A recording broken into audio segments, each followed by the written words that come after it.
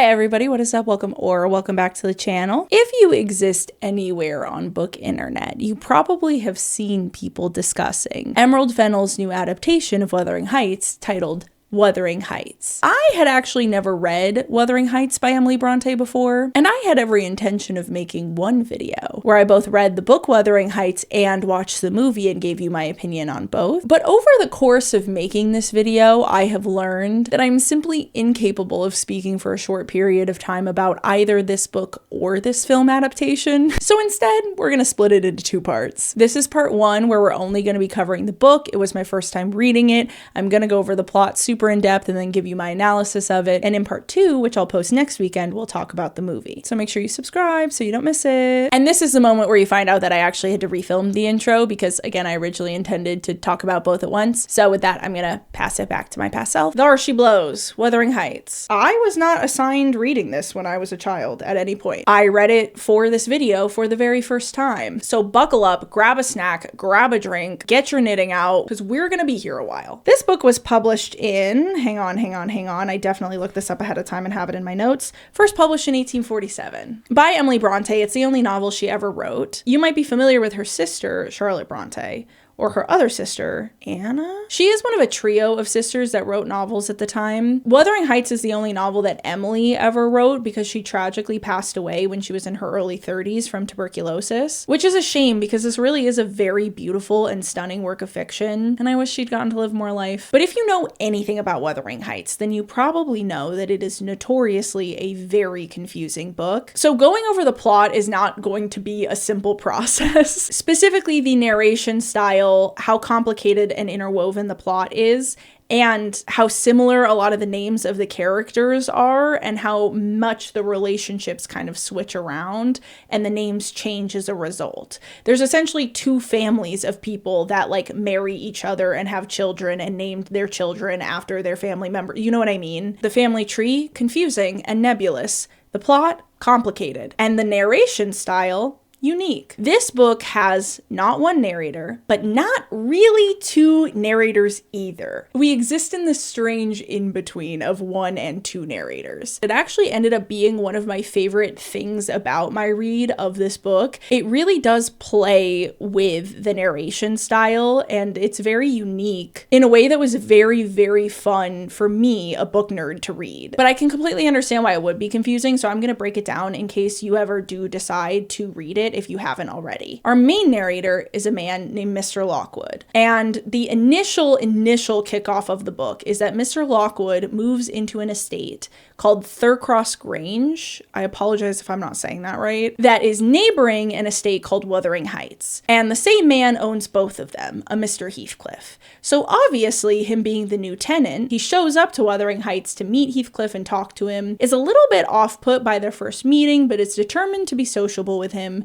shows up the next day, has a strange experience with them, which we will break down. And when he gets back to Thurcross Grange, he says to the housekeeper, Nellie, what is their deal? What is going on over at that house? And she goes, ugh, let me get my sewing. That's a long story. We're gonna be here a while. So a large chunk of this book, in fact, the majority of it, is Nellie, the housekeeper, telling Mr. Lockwood, the new tenant, the story of what happened at both Wuthering Heights and Thurcross Grange before he arrived to create the strange scenario that he walked into. But it's not like a fade into Nellie's perspective situation. And that's what I mean about it being in between one and two narrators. Because Nellie really is telling the majority of the story, but she's telling it to us, meaning she's telling it to Mr. Lockwood. So she is telling him the story from her perspective, but it doesn't switch in the narrative just into her perspective. And it's not that we're watching it through her eyes. For the duration of the whole book, she is telling the story to Mr. Lockwood.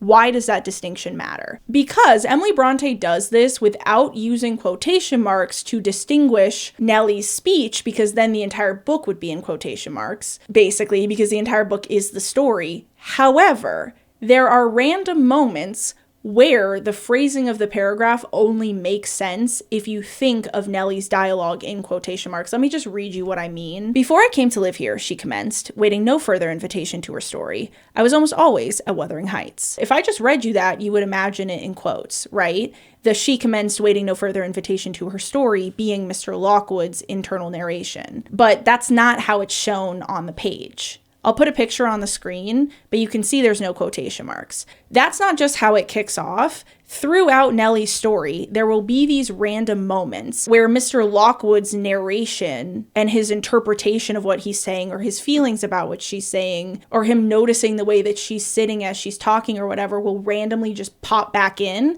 But there's never quotes to delineate it because Emily Bronte doesn't put quotes around Nellie's story. So do you see what I mean about like the 1.5 narrators? Because the majority of the story is Nellie's memory of the past, but it's never framed in the book as you are in her eyes watching it. She is telling it to Mr. Lockwood, but there's no quotation marks to show that.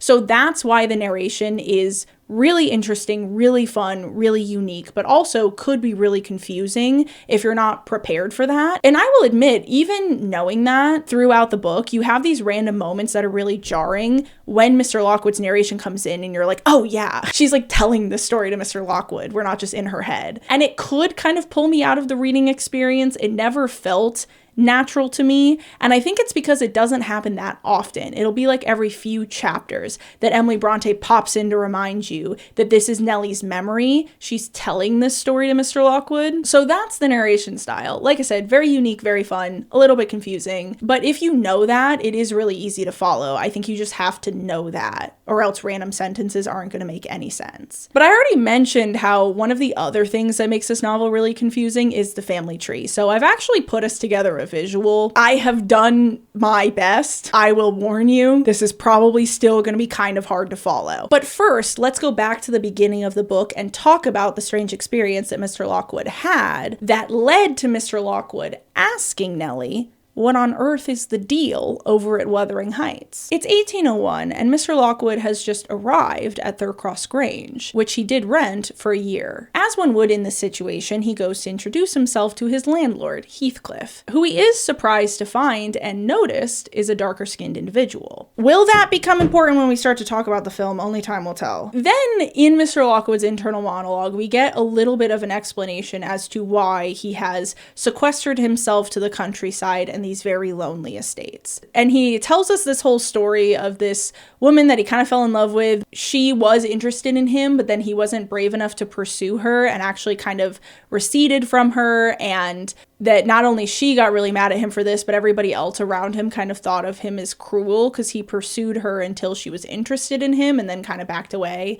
And only he knows in his heart that his feelings were genuine and that he was just really nervous. This is all background information that genuinely never comes up again and is not relevant. Mr. Lockwood is so unimportant to the story, it's not even funny. He exists as a blank stand-in for the reader that is a brand new person coming into this environment who doesn't know any of these people, hasn't met any of these people, is getting told this story by the housekeeper. And that's really all you need to know about him, and that's the only thing that matters. Heathcliff does not welcome him kindly, and Mr. Lockwood offers to call on him the next day, and Heathcliff doesn't seem thrilled by this idea. But Lockwood pursues through it anyway, and shows up the following day. Unfortunately, right as he arrives at Wuthering Heights, a blizzard is starting, and so he is snowed in at Wuthering Heights for at the very least a few hours, where he meets Catherine, Heathcliff, Hareton, and Joseph. I have not given Joseph a stand-in in this slideshow because he would have just been on every slide in the corner.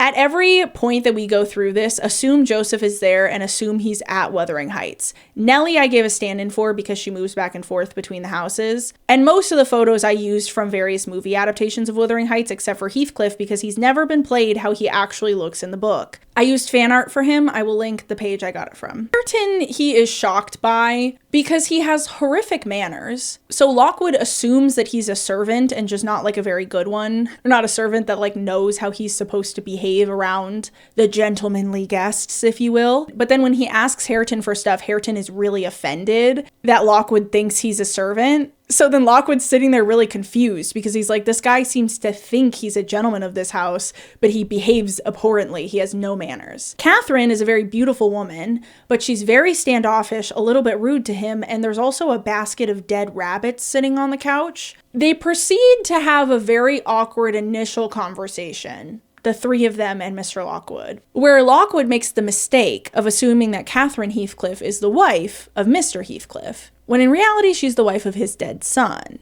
And both of them are clearly very offended by the notion that they could ever be married, and they're very rude to each other in front of Lockwood, and they're all rude to Hareton as well. Like, everybody's really mean to each other, everybody seems really bitter, everybody's in the mad mood, and there's a basket of dead rabbits on the couch. They pass a very awkward few hours all together in silence, and when the blizzard is over, Mr. Lockwood is like, well, now all the marshes are covered in snow, and it's getting dark. So it's 4 miles back to Thurcross Grange, so if I try to walk back now, I'm probably gonna fall in a marsh and die. So can I stay here overnight? And everybody is like, no. And he's like, I just said that if I leave now, I will likely perish on the way back to Thurcross Grange. And everybody in the house is basically like, that is your own fault for showing up here uninvited. It's not our problem. We don't care if you die. Leave and die. And honestly, I don't have it in my notes, but eventually somebody takes pity on him. Maybe Joseph or maybe Zillah, I think, who's the housekeeper there at some point. But they tell him at first, there are no bedrooms for you to stay in. The only bedrooms we have are the bedrooms of the people that are already living here. And we don't have any other ones prepared for guests because we never have guests.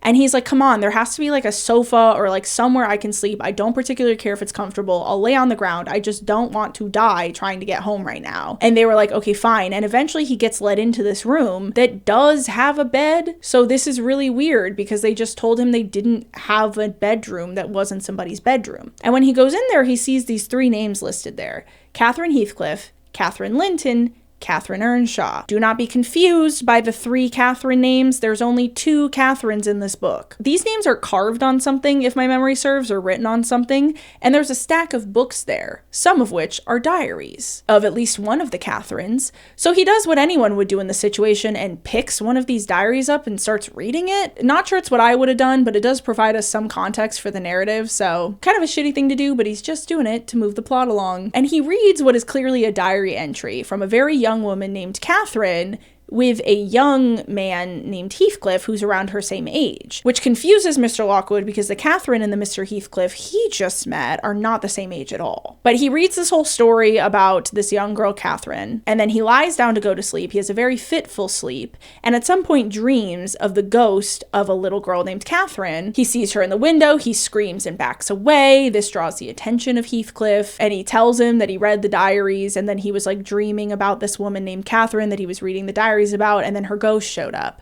And he's like, I know I sound crazy, I'm sorry, it must just be like the fright of all of this, a crazy night. And Heathcliff's like, no, you're not crazy, it's fine, but why don't you go sleep somewhere else? But at this point, it's about 4 in the morning, and Lockwood decides, you know what, I need to get out of here, I'm just gonna leave, Dawn will come eventually. And he goes to leave. Heathcliff thinks he's already fully out of the room, and he bursts into hysterical tears and opens the window and is trying to get the ghost of Cathy through the window. Mr. Lockwood's like, well, okay. This is just another strange event for Mr. Lockwood to just kind of note in the back of his mind, but he's just trying to get home at this point. So he tries to steal a lantern, but some dogs that they have chase him down and bite him and like put out the lantern, and everybody in the house is just laughing at him and the fact that these dogs are going after him, and he's like, what is happening? What is happening here? And eventually somebody takes pity on him. I'll be honest, I don't quite remember who it is. It was either Hareton or Joseph, but one of them offers to walk him to the edge of the property of Thurcross Grange, because then the rest of the way is safe. There's no more marsh.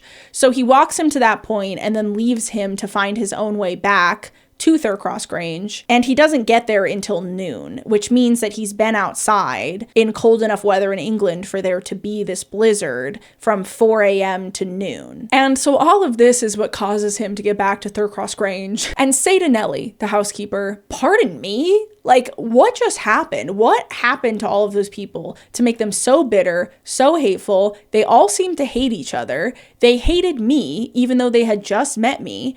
And they seem to genuinely not care at all if I died or not. What possibly could have happened to make all of them so miserable, and why are they all still living together if that's the case? And that's when Nellie says, "Let me get my sewing. I have quite the tale to tell you." And then we launch all the way back in time to when Nellie was a child and first came to Wuthering Heights with a different woman named Catherine. Cannot stress this enough. The Catherine we're about to start talking about is not the Catherine that's on the screen right now. In this back in time, we start with the Earnshaws. The Earnshaws live at Wuthering Heights. Nellie is their live-in housekeeper, but she's a child. I'm gonna be honest, I don't know that much about ye olde English society. I don't know exactly why she was there at such a young age, but she is around the same age as Kathy and Hindley, who are the two children of Master Earnshaw. I don't think we ever meet their mother, but if we do, she dies really quickly and I don't remember her. Hindley is older than Catherine. So we're introduced to Wuthering Heights with just these individuals involved, as well as Joseph. Like I said, just assume he's always kind of there. Until Master Earnshaw goes on a little walk, says he's going to be gone 3 days, and returns with a random little boy that he names Heathcliff, after his own son that did not survive infancy. Heathcliff is once again immediately described by Nellie with the same slur for Romani that Lockwood had used. So it was at this point in time that I assumed that we, the reader, were supposed to believe that Heathcliff was Romani. However, over the course of the narrative, he is referred to as a lot of different, usually slurs or insults that can refer to various nationalities, but there is a through line to all of them where they are all darker skinned nationalities and around the same tone of skin. He's described at points as South Asian or potentially having been a castaway from the Americas. Technically, we don't know exactly where he's from, but everything that he is called does kind of have the central through line of the look of a South Asian man. And I don't really think that that's ambiguous, to be honest. I did not realize that this was such a hot topic of conversation. You guys know that I usually like to go into these books as blind as possible. So I knew that people were upset about the casting of Jacob Elordi, but when I was reading the book, I did not realize that the subject of Heathcliff's race in the book was a topic of debate on its own. I thought that people were just focused on whether or not Jacob Elordi should have been cast when Heathcliff is so clearly described in this way. But then I looked it up afterwards and I found out that there apparently is a lot of discourse out there as to exactly what Heathcliff's nationality, race, and therefore appearance is. I'm gonna be honest with you, when I was reading it, I really didn't think it was ambiguous. I do think that the narrative gives us a really clear indicator of what he looks like, which, as I've already mentioned, is South Asian. So do with that information what you will, but there is communal agreement, at least as far as the book interpretation goes, that he is not white. So table that, we'll bring that back in when we start to talk about the film. Anyway, let's continue moving forward with the plot. So Master Earnshaw comes back with Heathcliff and says that he just found him abandoned in the road and he felt so bad for him and he couldn't just leave him there, and so he took him home and they're going to take them in.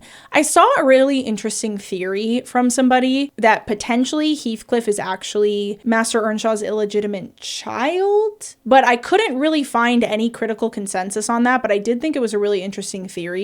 It was basically like, why on earth would he take this random kid in? And that his description of where he was going versus how long he was actually gone for, like how far he would have had to walk to actually get there, doesn't really make any sense. And Emily Bronte is really accurate in the rest of the book of the distances of the time it would take you to walk places. So it has led some people to wonder if Master Earnshaw lied about who Heathcliff was and where he found him, and if Heathcliff isn't Master Earnshaw's illegitimate child in some way. But again, I couldn't really find critical consensus on that, and I did not pick up on that at all when I was reading it. I thought I'd just tell you about it because I thought it was an interesting theory. But you might have noticed, wait, he gives him the first name Heathcliff? Mr. Lockwood knows him as Mr. Heathcliff. So is Heathcliff his last name? Is it his first name? It's just his name. Heathcliff does not have a first and last name. His name is just Heathcliff. And despite everybody else in the house feeling very poorly towards him because they're very racist, Master Earnshaw really has a soft spot for Heathcliff, and he does not want him to be mistreated at all. Hindley hates Heathcliff, beats him up all the time, is really mean to him, and whenever Master Earnshaw is made aware of it, he always punishes Hindley. And so this just further deteriorates the relationship between Hindley and Heathcliff, because Hindley blames Heathcliff for alienating him from his dad. But Heathcliff, instead of running to Master Earnshaw every time Hindley mistreats him, starts to show a little bit of a conniving ability to endure suffering to get what he wants. Is that going to become important later? Who's to say? Instead of running to Master Earnshaw, what he would do is just log every time Hindley did something to him that was really awful, and then if there was something that Heathcliff wanted from Hindley, then he would blackmail him essentially and be like, well, I'll tell your dad that you beat me up last week, and I'll show him the yellowing bruises if you don't trade horses with me because I want your horse. And so Heathcliff had a lot of power over Hindley, and this just further deteriorates the relationship between the two of them because Hindley hates this, and he's even worse to Heathcliff, which gives him even more blackmail to then lord it over Hindley, and it's just this cycle. And in the midst of all of it is Kathy, as Heathcliff calls her, Catherine, as she's called by Nellie. Heathcliff and Catherine form a friendship, and they run around the moors together and mess around and have a great time. Kathy is also not very well loved by her dad, but mostly just because she doesn't act like a little lady. Eventually, Master Earnshaw catches wise to the fact that Hindley mistreats Heathcliff all the time, ends up deciding to send Hindley off to boarding school just to separate them. You can imagine that this is kind of the final nail in the coffin of the alienation between Hindley and Heathcliff, and then a few years pass with just Kathy, Heathcliff, and Master Earnshaw, and Nellie and Joseph, before Master Earnshaw really starts to lose his mind and eventually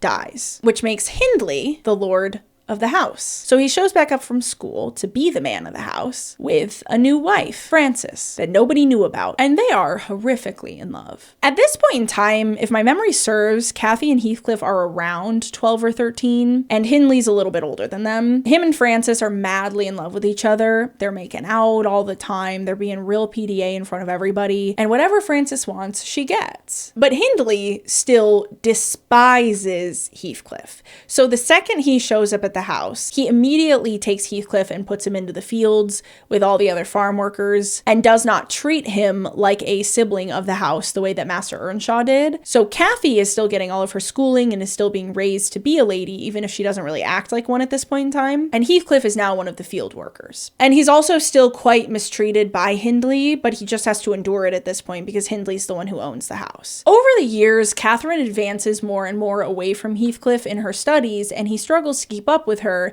because he doesn't have nearly as much time to study the way that Kathy does. But as I already mentioned, Kathy isn't much of a lady. So over this point in time, she still will totally run around in the fields with Heathcliff and have a lot of fun with him and do a bunch of stuff that she's not really supposed to be doing because she's supposed to be becoming a little lady. And eventually, they have some neighbors move in. Wait, I forgot about Hareton. I'm just gonna go over what happens with the Earnshaws first and then we'll get to the Lintons. So actually table the Lintons for a second. Eventually, Frances and Hindley have a son named Hareton, and pretty quickly after Hareton is born, Frances dies. This relegates the care of Hareton entirely to Nellie, who's still the housekeeper, who's still there and has been there this whole entire time. She's the one telling us the story. So yeah, Frances is dead now, and Hindley is absolutely heartbroken over her death. And if he was cruel before, he's even crueler now. And he never really fully recovers from her death and eventually ends up becoming an alcoholic. But as I mentioned, at some point, Kathy and Heathcliff are running around the moors, and they know that they have new neighbors in the Lintons. Now, there are parents, but for the sake of simplicity, the only characters that really matter for the long-term story are the siblings, Edgar and Isabella. Edgar is older than Isabella. The Lintons live at Thurcross Grange, and at some point, Kathy and Heathcliff find out they have new neighbors. They're very excited about this, or specifically Kathy is, and they sneak up to the house to try and observe them. But Kathy is attacked by some dogs that they have, and so she obviously cries out, and the Lintons come running outside to see what's going on. And their reaction to the two people in front of them is essentially, who on earth is this evil thief? Someone who's clearly a criminal by sight alone, and they just start thinking a bunch of racist stuff and saying a bunch of racist stuff out loud about Heathcliff. And who's this poor little white girl who just got bitten by our dog? We need to take care of her, and he needs to go. The reason why I'm describing this so in detail is because I just want to establish right here, right now, that Heathcliff's race is a very important part of this story. Don't let anybody convince convince you that it isn't. How he is treated versus how Kathy is treated is kind of an integral part of this story. He's also not injured, to be fair, but he gets sent back to Wuthering Heights, and Kathy stays at Third Cross Grange so that they can help her with her dog bites. And she actually ends up staying there like 5 weeks so that her ankle can fully heal before she makes the 4-mile trek back to Wuthering Heights.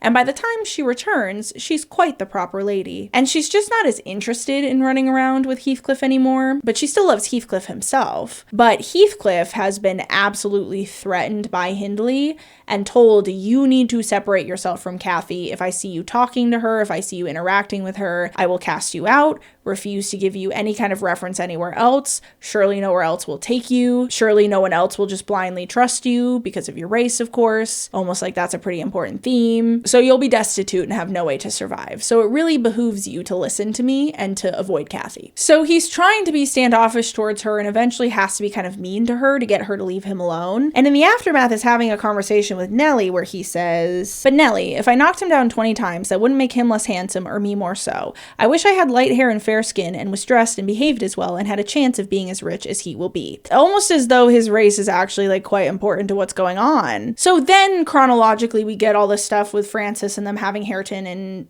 Francis dying. And that brings us to this. So the Earnshaws live at Wuthering Heights. The Lintons live at Third Cross Grange. The Earnshaws have Hindley, Catherine, Heathcliff, Hareton, and Nellie. Nellie is still the housekeeper.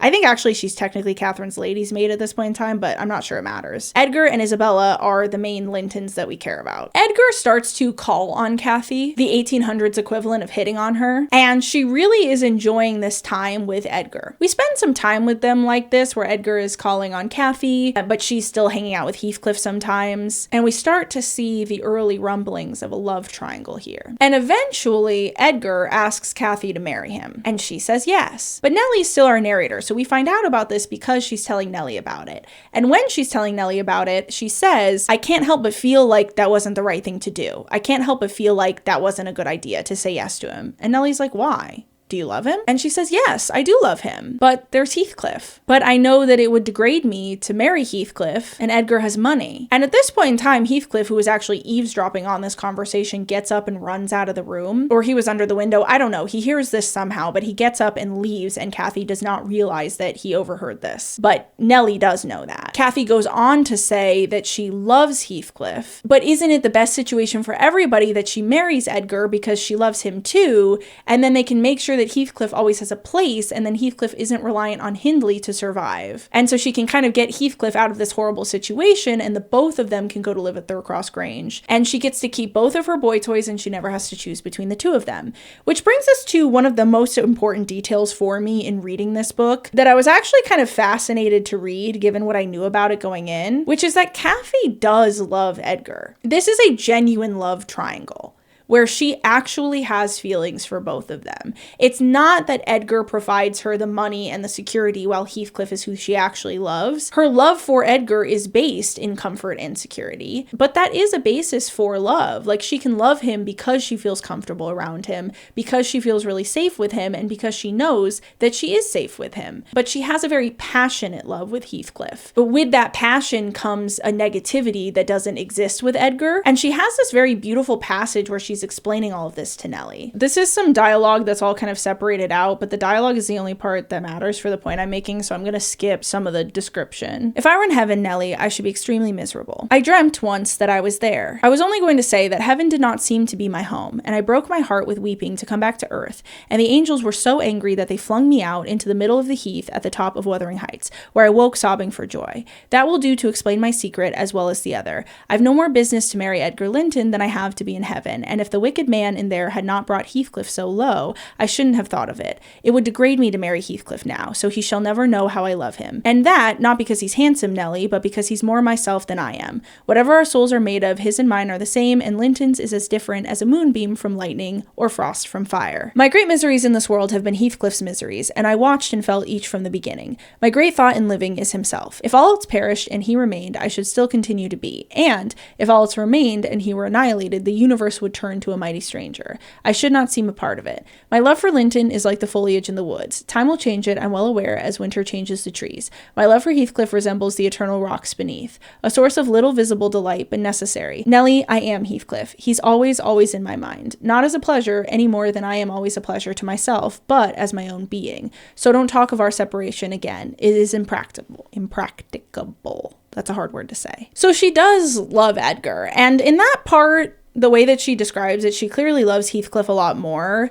But as time goes on, you'll see, like, this is a true love triangle. She has feelings for both these men, and they fulfill different purposes in her life. And I actually think that is really important. Anyway, Heathcliff overheard up to the point where Cathy says it would degrade me to marry him. And he runs off before he hears her say, and so he shall never know that I love him. And actually just completely runs away from Wuthering Heights and disappears. So he's gone now. Cathy delays marrying Edgar as long as she can, but 3 years later, the wedding happens, and she moves to Thurcross Grange, and Nellie moves with her. Even though Nellie wants to stay behind to take care of Hareton, who at this point I believe is around 5. I didn't track the years that close that had passed, to be honest. Nellie really wants to stay at Wuthering Heights to continue taking care of Hareton, but Hindley insists upon her leaving to go with Cathy to Thurcross Grange. So she does. She, at that point, had been mother to Hareton this entire time. Their separation is the saddest part of this book to me. I know there's a lot of other parts that are on the surface sadder,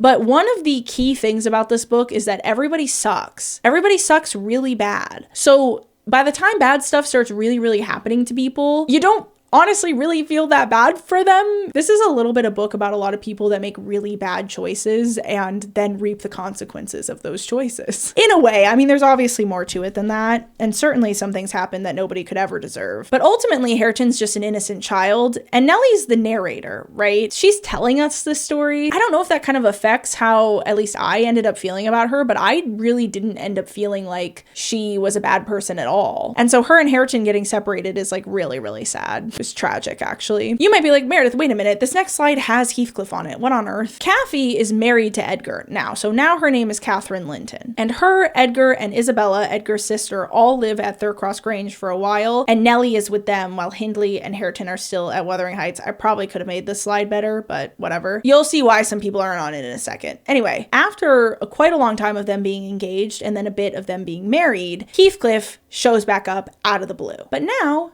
he has money, unexplainable money that he never explains where he got it from, and we never learn where he got it from.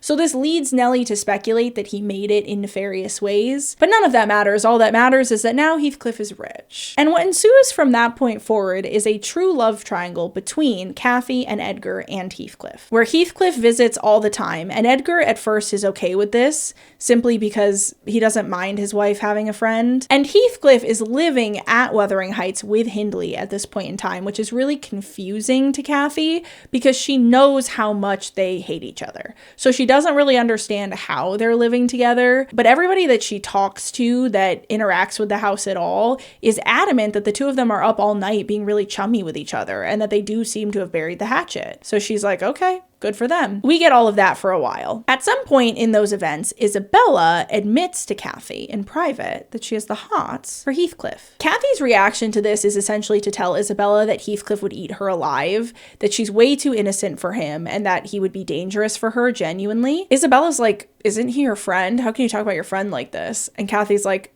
it's because he's my friend that I can talk about him like this, honestly. I'm telling you the truth about him. He's like kind of not a good person. And Isabella at first assumes that this is out of jealousy, but Cathy insists that she is not jealous. Believe that or not, I don't know. But this leads Cathy to embarrass Isabella in front of Heathcliff by telling Heathcliff in front of her that Isabella has a crush on him. This is very mean girl of Cathy. Like I said, as the events of this book go on, I'm leaving some stuff out, but if you read it, you will hate all of these people. Every single one of them. It's part of what's fun about it, actually. So Cathy does this horribly mean thing to Isabella. Isabella is pretty upset about it. Around the same time that happens, Edgar finally puts his foot down with Cathy and tells her that she has to choose. He's realized that something is maybe going on between her and Heathcliff, and he's like, you have to choose between us. You can either stay with me and stop seeing Heathcliff, or you can leave me for Heathcliff. And the mere thought of choosing between her two boy toys sends her into a brain fever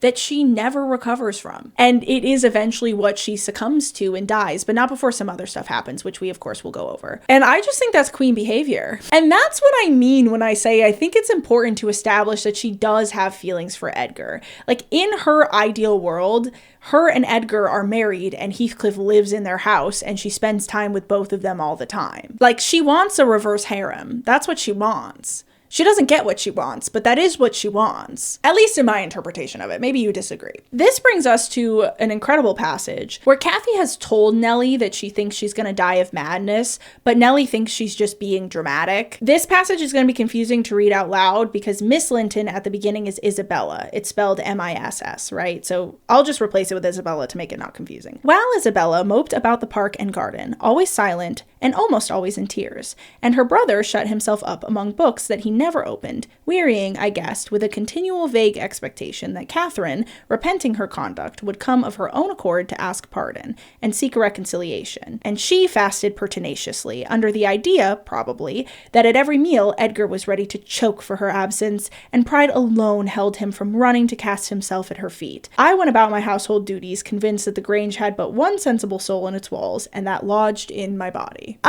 Oh my god, Emily Bronte is such a good writer. Like, there's so many passages that I underlined. So again, Kathy has told Nellie that she thinks she's dying of madness, but Nellie's like, she's so dramatic, and just kind of lets it go. And her and Edgar have completely isolated themselves from each other. And eventually Nellie actually really looks at Kathy and realizes how sickly she looks and has a moment where she's like, oh my god, I think she actually is really sick.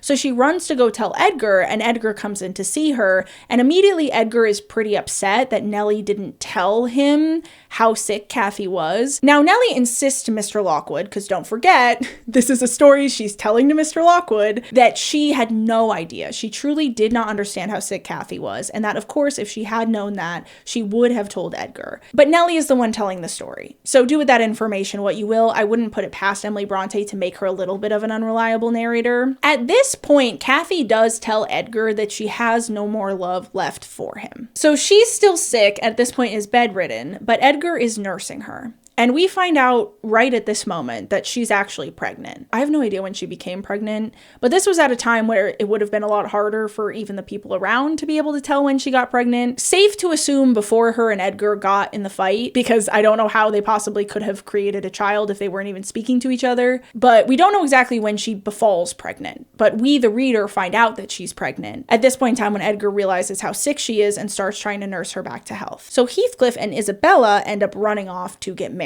Now, this might be a very confusing choice on Heathcliff's part until Isabella sends a letter that Nellie reads. So this is a line from the letter. He told me of Catherine's illness and accused my brother of causing it, promising that I should be Edgar's proxy in suffering till he could get a hold of him. Heathcliff essentially has done this in order to torture Edgar. So he plans on really abusing Isabella and making her life miserable as a proxy to inflict pain on Edgar until he can actually inflict that suffering directly on Edgar. That is his goal. But Kathy is on the mend at this point in time. The doctor doesn't believe that she'll ever be back to her fullest self, but she is at the very least healing. And there's a conversation with Nellie and Isabella and Heathcliff. And Nellie sees with her own two eyes how horrible Heathcliff is being to Isabella.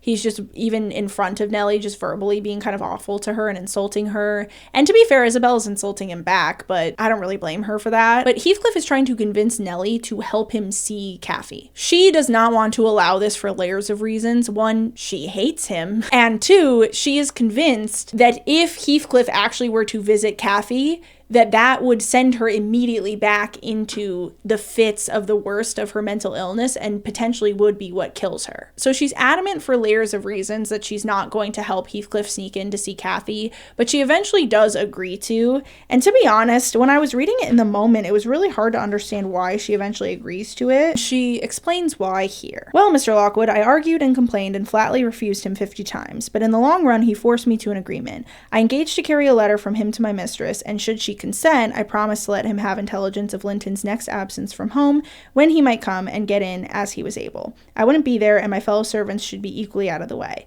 Was it right or wrong? I fear it was wrong, though expedient. I thought I prevented another explosion by my compliance, and I thought, too, it might create a favorable crisis in Catherine's mental illness, and then I remembered Mr. Edgar's stern rebuke of my carrying tales, and I tried to smooth away all disquietude on the subject by affirming, with frequent iteration, that betrayal of trust, if it merited so harsh an appellation, should be the last. And I'll be honest, I don't really think it's clear there, like, why she actually said yes. And that's the end of part 1. Yeah, this book's in 2 parts, which I think is just because it was maybe serialized when it was first published. There is a second generation. You know, we haven't really gotten back to Hareton and remembered that there's like a whole other Catherine. But it's not that the parts really delineate between the 2 generations. Like, we're still going to spend some time with this generation before the story moves on. So I genuinely think it was just split to be serialized when it was originally published, because otherwise there isn't really like a distinct ending point here. It's just kind of a cliffhanger that Nellie says she is gonna let Heathcliff in to see Kathy, and then what happens? I guess we'll see. So if I'd been reading it at the time, I'm sure I would be on the edge of my seat wondering what happens. But luckily for us, it was published like 200 years ago. So I have the second part right here. By the time that Nellie's actually able to give the letter to Kathy to make sure she actually wants to see Heathcliff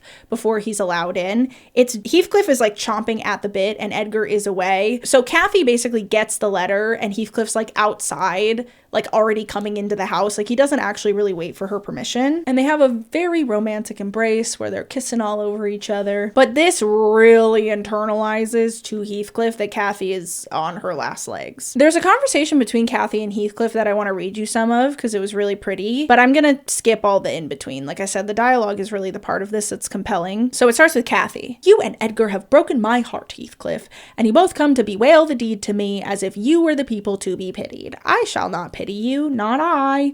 I don't know why I'm reading it like that, sorry. I'm feeling a little bit silly because I've been filming for an hour and a half and we're not even halfway through the book. Kathy continues. "You have killed me, and thriven on it, I think. How strong you are. How many years do you mean to live after I am gone? I wish I could hold you till we were both dead. I shouldn't care what you suffered. I care nothing for your sufferings. Why shouldn't you suffer? I do. Will you forget me? Will you be happy when I am in the earth? Will you say 20 years hence, 'That's the grave of Catherine Earnshaw. I loved her long ago and was wretched to lose her, but it is past. I loved many others since. My children are dearer to me than she was, and at death I shall not rejoice that I am going to her. I shall be sorry that I must leave them. Will you say so, Heathcliff?' And he says, 'Don't torture me till I'm as mad as yourself. Are you possessed with a devil to talk in that manner to me when you are dying? Do you reflect that all those words will be branded in my memory and eating deeper internally after you have left me? You know you lie to say I have killed you, and Catherine, you know that I could as soon forget you as my existence. Is it not sufficient for your infernal selfishness that while you are at peace, I shall writhe in the torments of hell?' Goes back to Kathy. She says, 'I shall not be at peace. I'm not wishing you greater torment than I have, Heathcliff.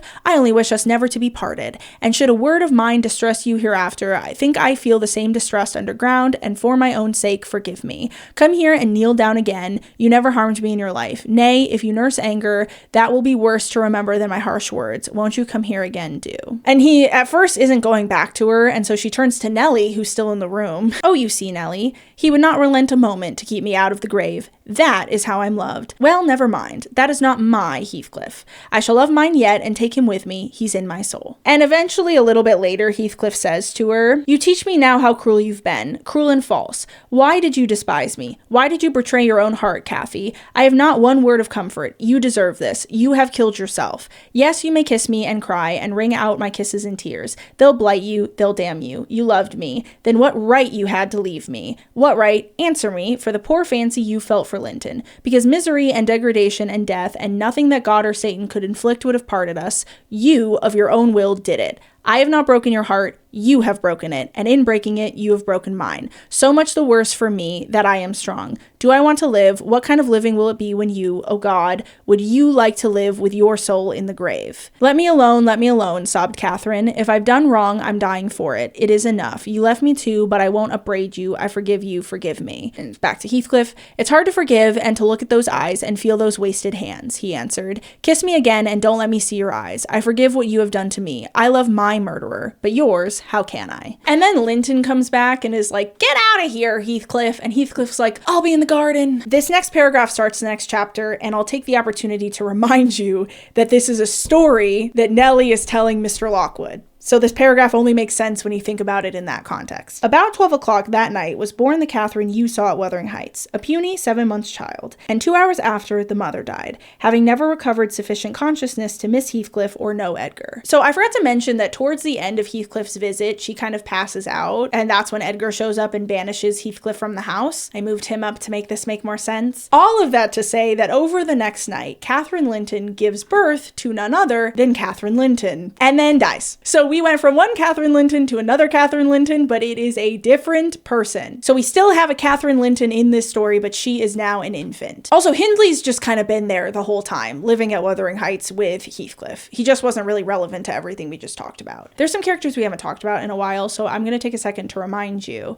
that Hindley Earnshaw is the late Catherine's brother, and Hareton is his son. And they live with Heathcliff at Wuthering Heights. And Isabella married Heathcliff, and so she is now Isabella Heathcliff, because he uses his name as a first and a last. Edgar, Nellie, and the baby Catherine Linton live at Thurcross Grange. Pretty quickly after Cathy dies, Isabella just shows up at Thurcross Grange. And she only gets a chance to talk to Nellie. She doesn't actually see Edgar before she fully runs off because she's trying to escape Heathcliff.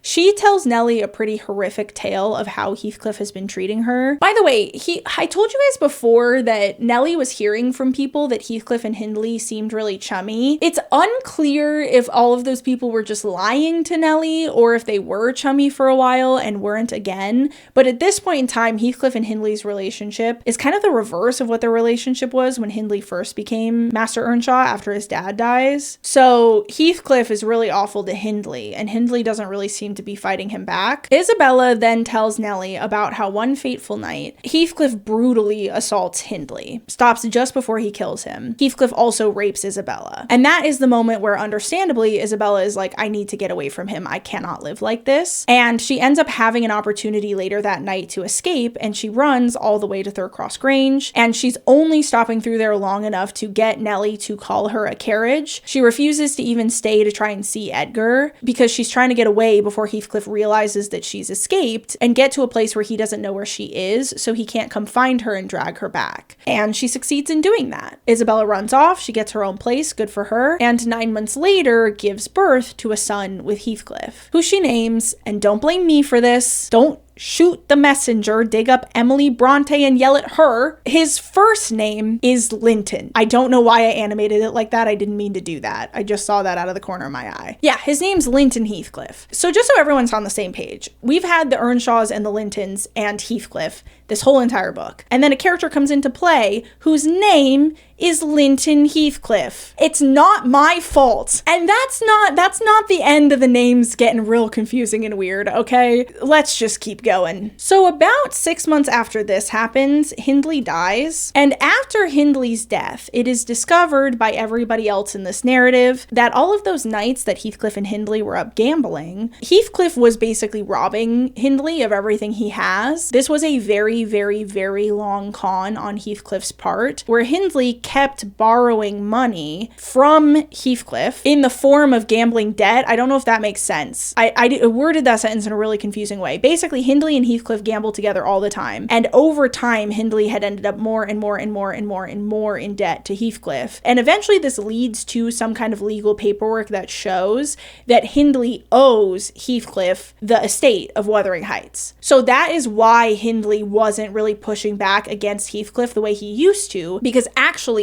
Heathcliff was the master of the house now. They just didn't tell anybody that until after Hindley dies. But because of that, Hareton is now in Heathcliff's care, and Heathcliff is fully responsible for his raising. And he tells Nellie that his intention is to raise Hareton essentially the way that he was raised by Hindley. And this is his long con and giant revenge, was to get this house and this property from Hindley so that he could then abuse not only Hindley, but also his son. The same that he had abused Isabella to try and get revenge on Edgar. He somehow finds out about the son, but he doesn't really fight Isabella for him or ever really try to find her, at least that I remember. I don't have a note about why, and at this point I'm 2 hours into filming and we're not even all the way through the book, so you'll forgive me if I just move on. For some reason, he never goes and tries to get them back. Then there's a massive time skip. What you see on the screen remains the situation for about 13 years. Edgar Linton and Catherine Linton II live at Third Cross Grange with Nellie. Isabella Heathcliff and her son Linton Heathcliff live at an undisclosed location that none of us know where it is. And Heathcliff and Hareton Earnshaw live at Wuthering Heights. I called out earlier that Heathcliff called the older Catherine Linton Kathy, and Nellie always refers to her as Catherine. That flips, which I only wanted to tell you because it's like, why, Emily? The names are confusing enough. It feels like her trying to differentiate between the two of them for the reader, but it just was really, really funny to me that with Catherine the First, she's Kathy to Heathcliff and Catherine to Nellie, and Catherine the Second is Kathy to Nellie and Catherine to Heathcliff. Do with that information what you will. Again, it remains like this for about 13 years. Young Catherine and Linton, as in Linton Heathcliff, are now about 13, and at this point in time, Isabella dies. So Linton Heathcliff goes to live with the Lintons. Are you following? But Heathcliff finds out that Linton is at the Lintons and immediately insists that he instead goes to live with Heathcliff. And Linton is Heathcliff's son. So Edgar doesn't really have a leg to stand on to refuse this, even though it gives him a really bad feeling. And so Linton does go to live with Heathcliff. I also don't know why that animation looked like that. I'm not fixing it. Oh, also, I forgot to mention that Isabella does explain why she gives him the first name Linton. And it's because she knows how much Heathcliff despises Edgar. And so she names him Linton, eventually as a fuck you to Heathcliff, so that his own son always reminds him of the Lintons, both Edgar and the late Catherine Linton. So that's why. There is a reason for it, but it doesn't make it less confusing as the reader. So it stays like this for a while, where Heathcliff, Linton, and Hareton all live at Wuthering Heights, and Hareton's quite a bit older than Linton, but they're both still kids. And then at Third Cross Grange, you have Edgar, the young Catherine Linton, and Nellie. And then when they're about 16, Catherine and Linton end up meeting at some point, and then they start writing letters to each other.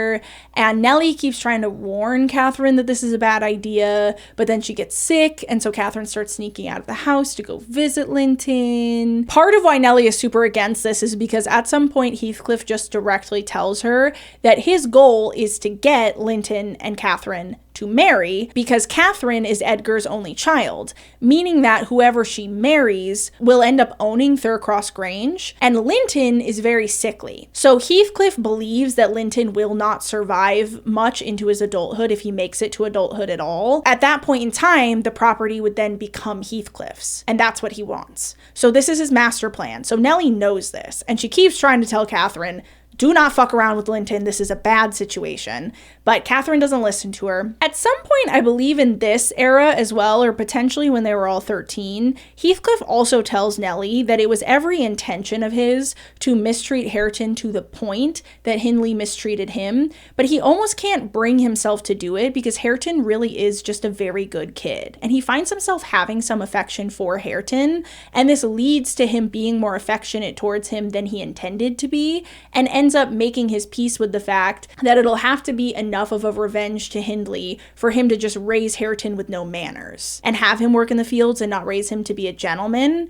But he's nicer to Hareton than he originally intended to be. But he absolutely despises Linton and abuses him horribly, and eventually uses Linton to lure Catherine and Nellie into Wuthering Heights and locks them in there and announces to the room that he is forcing Catherine and Linton to marry because he really wants this whole ploy to play out the way he wants it to, but he is very concerned that Linton will die before he can actually execute this plan because Nellie and Edgar keep getting in the way of Catherine and Linton getting closer. I forgot to mention that at this point Edgar is really sick, so he's on his deathbed, and Heathcliff knows this, which is part of why he does this. So his plan is to keep them locked up there until Edgar dies, and he feels that they have laid enough of the groundwork that Edgar will just assume that Catherine ran off to be with Linton and is angry that Edgar was trying to keep them apart, and he dangles marrying Linton over Catherine's head bed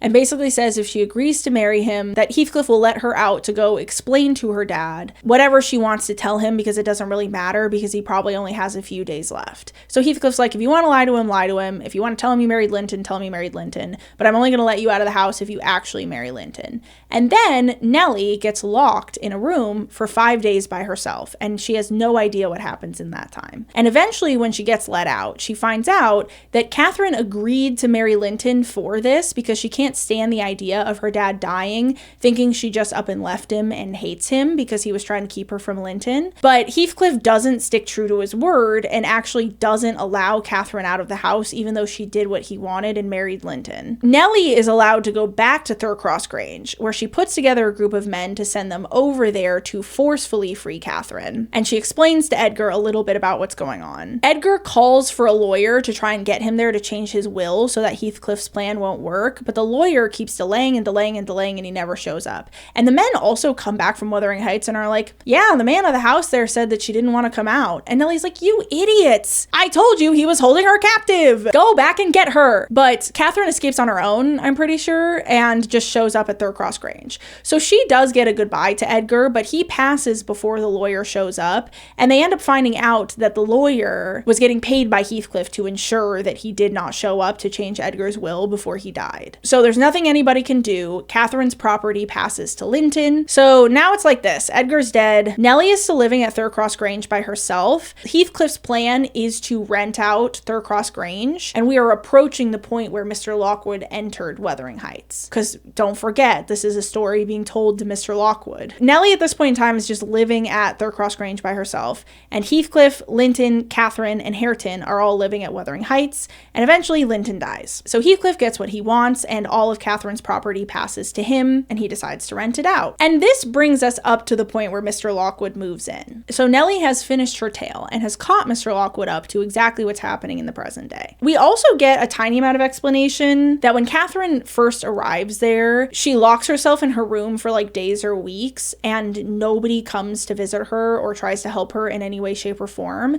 And so she grows a bitterness towards everybody else that lives at Wuthering Heights as a result. Because remember, Joseph is there. Don't forget, Joseph is always there. And also there's another housekeeper named Zilla. It's just that they don't really matter for the main plot, so I didn't give them photos because I wanted it to be as not confusing as possible. None of them come up to visit her, and Hareton doesn't either. So she develops this bitterness towards them because nobody was nice to her. She says something to the effect of, nobody showed me any kindness when I first arrived here, and so I don't feel any kindness towards any of you. There's a lot of bitterness in that house as a result. Nobody likes each other, nobody's friendly to each other, and Nellie is just living in Thurcross Grange by herself. And this brings us up to the present, which is when Mr. Lockwood moves in. Oh, also, canonically, Nellie tells him the story over multiple weeks, and he's very sick from his adventure in the snow. But when she finishes her tale, he's feeling a lot better, and he decides, you know what? I don't really think I need to live in this area. I'm actually just gonna leave. So he calls on Heathcliff to let him know that he's gonna be traveling pretty much for the rest of his duration of his rental, and that after his lease is up, that he will not be returning, and so he should look for another tenant to live there after he's technically done renting it. So he tells Heathcliff this, and he leaves. And he comes back 8 months later. This is still a little bit before his lease is up, but he realizes he's in the area and is like, wait a minute, I could just go now and figure out all of my affairs, and then I never have to go back to that dreadful place, so I might as well just do it. So he does. And if you thought that Nellie's first story ending meant the end of Nellie just telling Mr. Lockwood the story, no, that is the whole entire book. So this was the only point that I was a little bit disappointed by this book. I thought that Mr. Lockwood was actually going to witness the events of the end of the book. So we were basically going to start with Mr. Lockwood's perspective, do all this stuff in the middle, and then come back to Mr. Lockwood's perspective for the ending. But instead, he just leaves and comes back, and we go back into Nellie's story, telling him what happened while he was gone. So he finds out that Heathcliff is dead. He's shocked by this information because he seemed so healthy when he saw him before. She tells him that after he left, Heathcliff decided to move Nellie back to Wuthering Heights and just shut up Thurcross Grange because he couldn't rent rent it to anybody else while Mr. Lockwood was technically renting it and paying him for it. She goes to help them over at Wuthering Heights, and what she witnesses is a slow making up for the past between Hareton and Catherine, and them slowly falling in love, and as you can see by their last names on the screen, eventually getting married, turning Catherine into Catherine Earnshaw and completing the whole entire cycle of Catherines,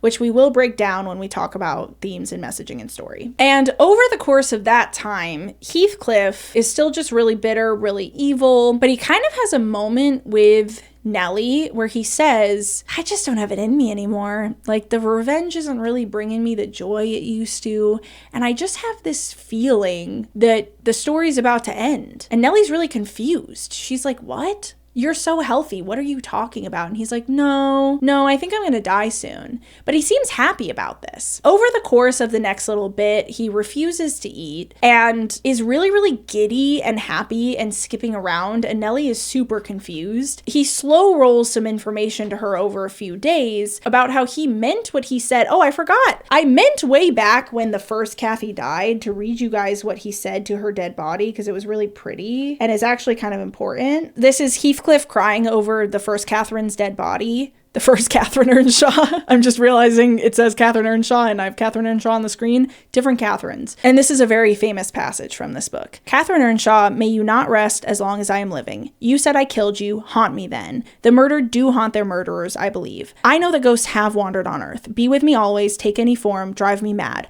Only do not leave me in this abyss where I cannot find you. Oh God, it is unutterable. I cannot live without my life. I cannot live without my soul. So after the first Kathy dies, he was let in to see her body, and he begs her to haunt him so that she doesn't leave him alone in the world. So again, skipping back to where we're at in the narrative now, Nellie finds out from Heathcliff, it seems as though the spirit of Kathy listened, but that she did it in the most torturous way possible. And so he has been living this whole entire time with this constant feeling that Kathy is near, but not quite there. So he'll say, when I'm in the house, I just know she's out on the moor, and I just have this feeling that she's out there, but I go out there to look, and all of a sudden the feeling is that she's for sure in the house. And so she's always near, he can always feel her presence, but he can never see her, and he can never fully be with her. And that's how he's been living for the last 18 to 20 years since she died at this point, but that he's finally gonna have his wish, and that he's gonna be with her. A few days later, he dies. I mean, they don't know what he dies from, really.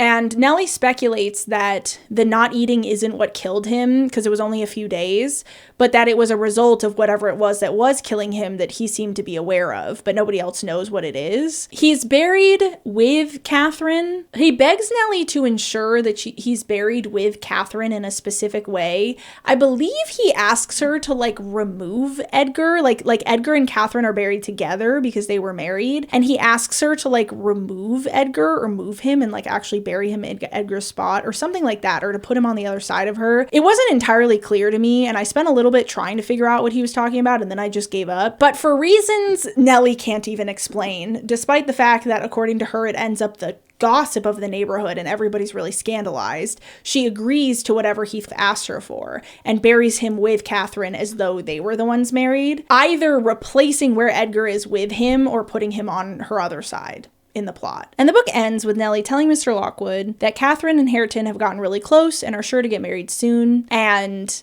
she's going to become Catherine Earnshaw, and that she's never seen them, but the rumor around the neighborhood is that a bunch of people have been seeing the ghosts of Heathcliff and Kathy wandering the moors together. And that's the end of the book. Okay. You might be thinking at this point to yourself, Meredith, oh my goodness, you just gave us a plot point by plot point reconstruction of this book, probably to infinitely more detail than anybody needed, but I truly couldn't imagine having done it with any less detail than that because of how confusing and complicated it is. But we're not even done with the book because we don't just do plot reconstructions on this channel, we analyze. So that's what we have to do now. So what's the point? Why are we all here? What is the gist of Wuthering Heights? Well, fundamentally, in my opinion, and this is just my opinion, this is my own analysis, I did not dig that hard into the critical analysis of it because I really wanted to stick to my own interpretation. And that always makes me really nervous with classics because people feel very strongly about their own interpretations of them. But in my opinion, this book is fundamentally about the cycle of abuse. And that's why, even though it runs the risk of being confusing, I actually really like the choice to name Catherine and Edgar's daughter also Catherine,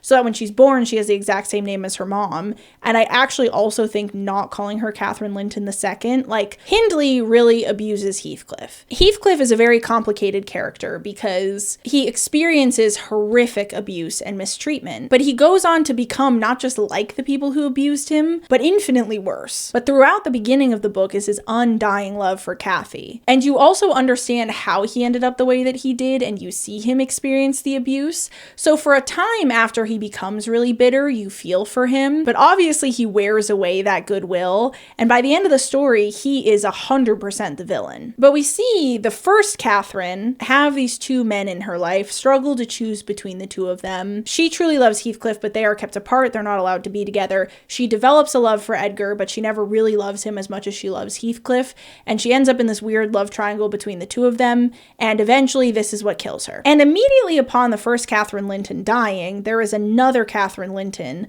almost a second chance at this, right? And Heathcliff ends up with these two boys in his house. He has Linton and he has Hareton. He hates Linton and he loves Hareton. He's horrible to Linton and he wants to be horrible to Hareton, but he has a much harder time doing it. And really, Hareton is raised to have no manners whatsoever and no education, but he's a very kind person. And Linton, I didn't really go into this, but he sucks ass. Like, I do feel bad for him because he's horrifically abused by Heathcliff, but he kind of sucks right when he first shows up, but what 13-year-old boy doesn't suck? But anyway, Heathcliff hates him and is horrible to him and abuses him horrifically. And as he ages at Heathcliff's house, he becomes more and more and more bitter himself. And by the time he's forced to marry this second Catherine Linton, he is a very bitter, very evil, very harsh man. Or boy, I should say. He's not quite a man yet. And then he dies soon after that. But Hareton wasn't mistreated by Heathcliff. So again, he doesn't have any manners, he doesn't have education, but those are both things that he can learn. And in fact, the second Catherine Linton starts to teach him that stuff and work with him on that stuff, and that's part of how they end up reconciling with each other. Hareton is the only one who is upset by Heathcliff's death and doesn't really understand why everybody else hates Heathcliff so much, because he's just had a wildly different experience with him than Linton has. So we see with Hindley and Heathcliff how Heathcliff becomes just like his abuser, but then we actually see through Heathcliff him having these two sons, essentially. One of them he really mistreats, and the other one he's quite kind to, and how the kindness but the lack of education is better for Hareton than the cruelty but education and treating like a gentleman that happens to Linton. A lot of commentary there on cycles of abuse, family trauma, all of that. And then you bring the new Catherine Linton into that scenario where, similarly to the prior Catherine Linton, she has romances, if you will, with both of these men. At first she does fall for Linton a little bit when they're first interacting, but obviously by the time he dies, she hates him too. She hates Hareton right when she first meets him and views him as beneath her because of his lack of manners and his lack of education. But then, like I said, it's through her actually humanizing him to herself and working with him on that stuff that they end up falling in love. So the first Catherine Linton had a choice between the safe, stable option and the passionate option, where the passionate option didn't have any money to his name or manners or education. And again, does she end up choosing Edgar as much as she kind of initially chooses Edgar, maybe regrets the choice a little bit, but never gets a chance to make a different choice because Heathcliff leaves. But she's in a love triangle between these two men in these two circumstances.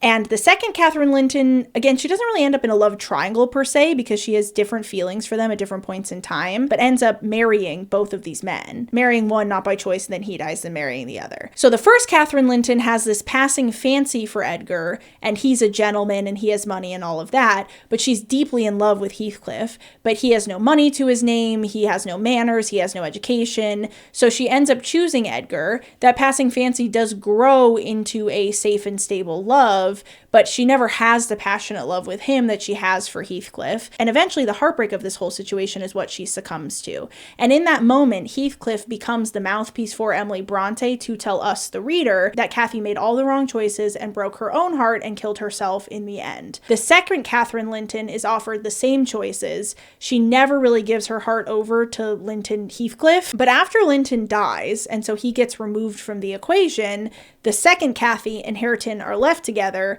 And this time, Kathy does make the right choice of being the one to reach out and try and reconcile the two of them and try to start to get to know Hareton. And that is what eventually leads to them being happily together. And the book ends with the first Heathcliff and Kathy being together in death as ghosts, and the second Heathcliff and Kathy being together in life. That's what I got from it, at least. I have no idea if I'm right about that or if everybody's gonna comment and be like, no, you completely missed everything. But I really think it says something that we start the book with a Catherine Earnshaw. She becomes Catherine Linton, then she has a Catherine Linton who becomes Catherine Heathcliff and then becomes Catherine Earnshaw again. And it's this big cycle. Like, I really think it means something that we start and end the book with a Catherine Earnshaw. And in the end, it does make me forgive the really confusing naming choices because they aren't just accurate to the era, but they actually serve to further this theme. But I want to go back to what I said about Heathcliff and Kathy being kept apart because I do think it's a really important thing to talk about. Heathcliff and Kathy are ultimately kept apart because of Heathcliff's race. That is why Hindley initially upon meeting him does not like him. And over the course of especially Heathcliff's childhood, we see how everybody in this area, including the Lintons,